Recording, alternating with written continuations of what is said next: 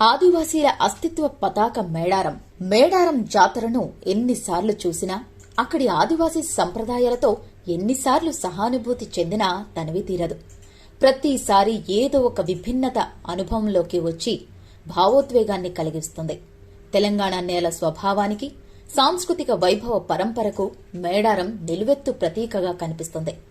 మూలవాసుల అస్తిత్వానికి పతాక చిహ్నమై, ప్రకృతితో పెనవేసుకున్న వారి ఆచార వ్యవహారాలకు సంకేతమై శరీరాన్ని రోమాంచితం చేస్తుంది. మేడారం జాతర 2 ఏళ్లకోసారి జరిగే పండుగ మాత్రమే కాదు, అది ఒక జీవన విధానం, ప్రకృతిలోకి ప్రయాణం చేసి పొందే తాత్యాత్మ్యత. అక్కడేదో మహత్తు ఉంది. అందుకే కోన కోటి మందితో పోటెత్తుతోంది. మేడారంలో కొలువైన సమ్మక్క సారలమ్మలకు సంబంధించి జనశ్రతుల్లో అనేక గాథలు ప్రచారంలో ఉన్నాయి. వాళ్లు కోయ పాలకులని, కాకతీయులకు సామంతులని, కప్పం కట్టలేక ప్రజల కోసం వారిని ఎదిరించి యుద్ధంలో ప్రాణాలు త్యజించిన వీరులని కథనాలు ప్రచారంలో ఉన్నాయి. మరోవైపు వాళ్లు పుట్టుదేవతలని, చల్లని తల్లులని, కోరిన కోర్కెలు తీర్చే దైవాలని ఆదివాసీలు కథలు కథలుగా చెప్పుకుంటారు. తమ ఇలవేల్పులుగా కొలుస్తారు. ఇప్పటికే ప్రాచుర్యంలో ఉన్న కథనాలకు తోడుగా కాలక్రమంలో అనేక కొత్త కథనాలు, వ్యాఖ్యానాలు పుట్టుకు వస్తున్నాయి. సమ్మక్క సారలమ్మల పరివారంలోని బంధాలు కొత్త రూపును సంతరించుకుంటున్నాయి.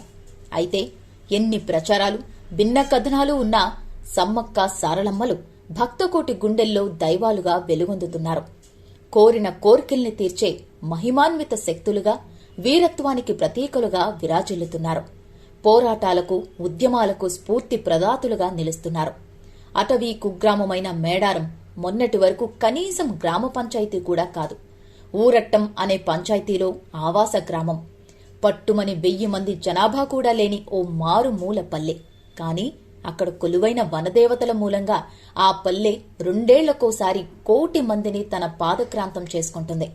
సమస్త పాలన యంత్రాంగాన్ని తన వద్దకు రప్పించుకుంటుంది. కోట్ల రూపాయల సర్కార్ నిధులను తన పేరిట జరిగే జాతరకు ఖర్చు చేయిస్తుంది. నిజానికి మారుమూలన ఉన్న ఓ వనారణ్యం 2 ఏళ్లకోసారి జనారణ్యమై బాసిల్లడానికి జాతరలోని విభిన్నతే కారణం. 4 రోజుల పాటు ఈ జాతర స్వచ్ఛమైన ప్రకృతి ఒడిలో సాగుతుంది. ఆదివాసీల అరుదైన పూజా విధానాలతో, తీరొక్క మొక్కులతో అబ్బురపరుస్తుంది.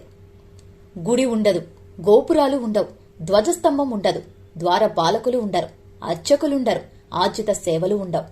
4 వృత్తాకార గద్దెలపైన నడుమ పాతిన కర్రలే దైవాలకు ప్రతిరూపంగా కనిపిస్తాయి. జాతర వేళ కుంకుమ భరణాలను ప్రతిష్ఠించినా అవి బయటకు కనిపించవు. మేడారంలో సమ్మక్క సారలమ్మలు భౌతిక రూపాల్లో దర్శనమివ్వరు. వారి పూర్తి అమూర్తంగా ఉంటారు. జంపన్న వాగులో పుణ్యస్నానం చేసి గద్దెల వద్దకు వచ్చి సల్లంగా సూడు సమ్మక్క తల్లి అని 2 చేతులెత్తి ప్రార్థించడంతో మొక్కు పూర్తవుతుంది. అక్కడ నిర్వహించలేని ఓ నమ్మకం, విశ్వాసం నిటారుగా నిలబడిన దాఖలా కనిపిస్తుంది. అదొక రహస్య జగత్తు. జాతర ఆద్యంతం అలుముకునే ఉద్విగ్నత ప్రతి ఒక్కరిని వివసులను చేస్తుంది. నిండు పౌర్ణమి వేళ సమ్మక్క సారలమ్మ రాక, గద్దెలపై కొలువుదీరే ఘట్టాలు మేడారం అటవీ ప్రాంతాన్ని భక్తి పారవస్యపు శిఖరాగ్రాన నిలబడతాయి. తొలి రోజు కన్నెపల్లి నుంచి సారలమ్మను, 2వ రోజు చిలకలగుట్ట నుంచి సమ్మక్కను గద్దెలపైకి తీసుకువచ్చే ఘట్టాలను ప్రత్యక్షంగా చూడటం జీవితకాల జ్ఞాపకంగా మిగులుతుంది. ఈ 2 ఘట్టాలు సాయంత్రం 5 గంటలకు మొదలై రాత్రి 8 గంటలకల్లా పూర్తవుతాయి. ఆ వ్యవధిలో మేడారం భక్తజన సముద్రమై ఉప్పొంగుతుంది. లక్షలాది కోళ్లు, యాటలు తలలు తెంచుకొని తల్లులకు రక్తాభిషేకం చేస్తాయి. శివసత్తులు శివలూగుతూ అపర వనదేవతలై వీరంగమాడుతారు. తల్లులను తరలించే ఆదివాసీ వడ్డెలను తాకడం కోసం దారి పొడవునా జనం పోటెత్తుతారు. తల్లులు గద్దెలపైకి చేరడంతోనే మేడారం నిండు పున్నమి వెలుగులో దైవక్షేత్రంగా రూపుదాల్చి జేగీయమానమవుతుంది. మొక్కులు ఊపందుకుంటాయి. తల్లుల చెంతకు భక్తులు వెల్లువెత్తుతారు. ఆ సమయంలో గద్దెల ప్రాంగణమే కాదు, మేడారం యావత్తు అద్భుతమైన కాంతితో ప్రకాశిస్తూ సంభ్రమాశ్చర్యాలను కలిగిస్తుంది. ఆదివాసీల పూజా విధానాలు సామాన్యుల జీవన రీతులకు దగ్గరగా, వారి ఆర్థిక స్థాయికి తగినట్టుగా ఉంటాయి. అందుకే సమ్మక్క సారలమ్మలు ఆదివాసులకే కాదు, ఆదివాసీయేతరులకు ఇష్టదైవాలుగా వెలుగొందుతున్నారు. ఎంతో చవకైన బెల్లంను బంగారంగా అప్పగించడం, ఒడిబియ్యం పోయడం, చీరాసారలు సమర్పించడం, ఎదురుకోళ్లను ఎగరేయడం, కోళ్లు ఏటలను బలి ఇవ్వడం, ఇలా అనేక రకాలుగా మొక్కులు చెల్లించుకుంటారు. ఇతర తీర్థయాత్రలతో పోల్చుకుంటే మేడారం యాత్ర ఖర్చు ఎంతో తక్కువ. అందుకే ఇది సామాన్యుల జాతరగా విలసిల్లుతోంది. ఆదివాసీలకు పండుగలు, జాతరలు అంటే ఒక వినోదం, తమ రోజువారీ జీవితాల నుంచి ఉపశమనం చెందే ఘట్టం. అందుకే మేడారం జాతర విందు వినోదాల సమాగమంగా సాగుతుంది. మందు, మాంసం లేనిదే పూట గడవదు. ఆటపాటలు లేనిదే జాతర ప్రయాణం పరిపూర్ణం కాదు. దేవతల దర్శనానికి ముందు, తరువాత జాతరలో భక్తులకు ఎలాంటి కట్టుబాట్లు ఉండవు. నెలసరిలో ఉన్న మహిళలు అయినా వాళ్లను కోల్పోయి సుష్టిలో ఉన్నవారు సైతం దర్శనం చేసుకుంటారు. ముహూర్తాలు, గడియలు, వర్జ్యాలు, అమావాస్యలు, వారాలు ఇక్కడ లెక్కలోకి రావు. దేవతలకు భక్తులకు మధ్య సంధానకర్తలు ఉండరు. ఈ పద్ధతులే సమస్త జనాన్ని సమ్మక్క సారలమ్మలకు పరమ భక్తులను చేశాయి. ఏపీ, తెలంగాణ నుంచే కాదు, మధ్యప్రదేశ్, మహారాష్ట్ర, ఒడిశా రాష్ట్రాల నుంచి 2 ఏళ్లకోసారి మూటా ముల్లే సదురుకొని మేడారం బాట పడతారు. కాలం ఎంత మారుతున్నా, ఆధునికత ఎంత చుట్టుముడుతున్నా మేడారం తన అస్తిత్వ మూలాలను చేజార్చుకోలేదు.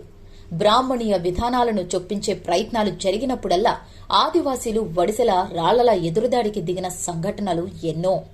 అభివృద్ధికి, విస్తరణకు సహకరిస్తూనే వారు మేడారం జాతర అస్తిత్వాన్ని కాపాడుకుంటున్నారు. ఒకప్పుడు మేడారం రావాలంటే ఎగుడు దిగుడు మట్టిదారుల్లో ఎడ్లబండ్లే శరణ్యం. గత 30 ఏళ్లుగా జాతరకు మేడారంలో ఎంతో అభివృద్ధి కనిపిస్తోంది. అధికారంలో ఉన్న పాలకులు 100 కోట్లు ఖర్చు చేస్తున్నారు. రోడ్డు రవాణా సౌకర్యాలు ఎంతో మెరుగుపడ్డాయి. జాతర వేళ హెలికాప్టర్లు కూడా అందుబాటులోకి వచ్చాయి. సోషల్ మీడియా ఆలంబనంగా జాతర విశ్వవ్యాప్తమవుతోంది. ఈసారి జాతరకు మేడారం కొత్త రూపును సంతరించుకోవడం విశేషంగా చెప్పుకోవాలి. 101 కోట్ల రూపాయల వ్యయంతో గద్దెల ప్రాంగణం చుట్టూ పాలరాతి మహాద్వారాలను, వృత్తాకార నిర్మాణాలను ఏర్పాటు చేశారు. ద్వారాలపై ఆదివాసీల గొట్టు, గోత్రాలు, వారి ఆచార వ్యవహారాలకు సంబంధించిన చిత్రాలను శిల్పాలుగా చెక్కించారు. మొన్నటి వరకు వనదేవతల గద్దెలు ప్రకృతి ఒడిలో సహజ సిద్ధంగా కనిపించేవి. ఇప్పుడు పాలరాతి మహాద్వారాలు, వలయాకార నిర్మాణాల మూలంగా అవి మునుపటి ప్రభను కోల్పోయాయనే భిన్నాభిప్రాయం ఉన్నా దేవతలపై భక్తులకున్న అపార విశ్వాసం, నమ్మకం ముందు అవేవీ అడ్డంకిగా కనిపించడం లేదు. మేడారం చరిత్రను శాశ్వతత్వం చేసి జాతర గొప్పతనాన్ని ప్రపంచానికి చాటడం, వనదేవతల దర్శనాన్ని మరింత సులభతరం చేయడం కోసమే గద్దెల విస్తరణ, అభివృద్ధిని చేపట్టినట్టు ప్రభుత్వం చెబుతున్న వాదనకు మద్దతు బాగానే ఉంది. అటు ఉమ్మడి రాష్ట్రం, ఇటు తెలంగాణ రాష్ట్రంలో హైదరాబాద్ వెలుపల రాష్ట్ర కేబినెట్ సమావేశాలు జరిగిన దాఖలాలు ఇప్పటి వరకు లేవు.